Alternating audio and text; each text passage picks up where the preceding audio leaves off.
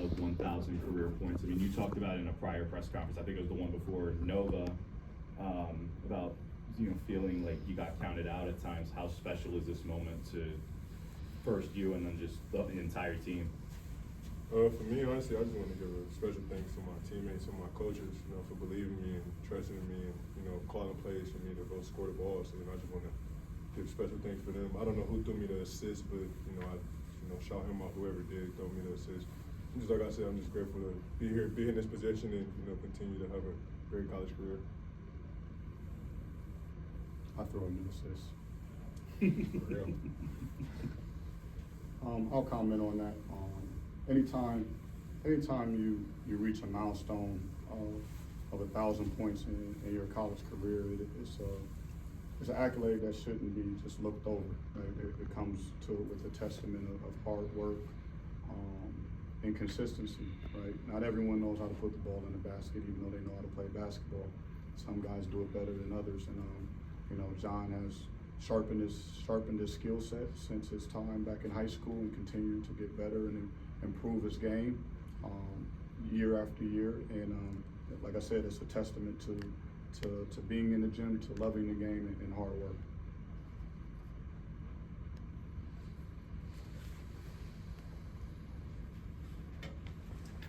Talked on Tuesday about you have no problem scoring the ball this year, and Jimmie had 15 plus for the fourth straight game. Jon 25 plus for the third or fourth time this year. Just being able to score like you guys have, just what has that been like? Is this kind of what you were expecting coming into the year? I don't want to be that blunt about it.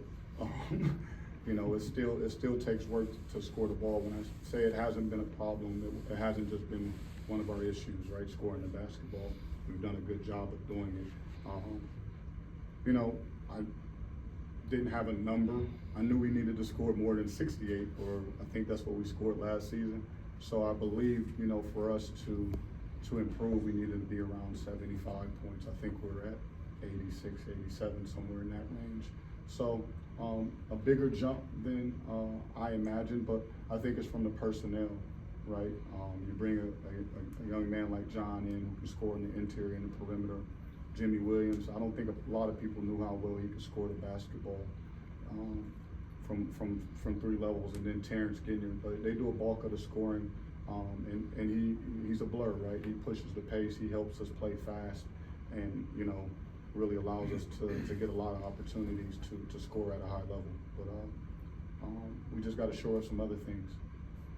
And Jon, after that last game where 2 points, I don't know that you had a field goal in that game, and to come back and have this kind of performance, just kind of the highs and lows of the season, how do you sort of manage that and come back and have this kind of game today? Man, this is a long season. I've been in college for 6 years now. Every game is not going to be a good game. So, I just know coming into this game, I had to play much harder than what I played the previous game before that. I had to be there for my teammates much more. And even if I wasn't effective on the offensive game, I just had to find something else to keep myself going. Jon, you seemed to go to the hoop a little more today. I thought that. Why don't you do that more? I don't know. That's a great question. I feel like I do a pretty good job getting to the hoop, but maybe I do need to sit back and look on some film. Just get to attacking the glass more or attacking the hoop more. Jon, going back to the 1,000-point milestone, you just mentioned you've been in college basketball for 6 years. You've been through a lot along that journey. Your experiences, how much does that kind of heighten what this accomplishment means to you, being what you had to go through to get here? Well, man, it's like I said, I'm just grateful that I'm here. Grateful that I can put this uniform on, and grateful that I can share the court with my teammates. Jimmie, we saw a lot of emotion out of you after that steal and score at the end of the game. Just talk a little bit about what emotions you were feeling after that big dunk and just winning the game for your team. Oh man, winning just feels great. Winning feels great. It was great energy from everybody on the team. The bench was turned like it was a great win. So I was just really happy to win. Like it just felt really good. Dru, did you guys improve on defense this time around? I think we took some steps, right? And not only this game, right? Even in the William & Mary game, you're probably like, are you sure, coach? yes, even in that game, there were some things that we did defensively that even allowed us the position to be in that game, right? So you take the instances, even from a loss, you got to make them lessons, right? You got to learn from them and build on. And today, the output, especially in the first half, was really good, right? We cleaned up possessions by rebounding the ball pretty well. And I thought overall we just contested shots. We had them shooting 26% from the field in that first half. We gave up a little too much in the second half, but that's a good offensive team. I think they started to figure some things out. But when you look at the aspect of a game, there's always scenarios where you need key stops. Right? You need key stops to win the game. There's a couple losses on our record where we didn't do that. In this game, we got key stops down the stretch, finished with rebounds, and then we just turned it into a free throw game and made our free throws.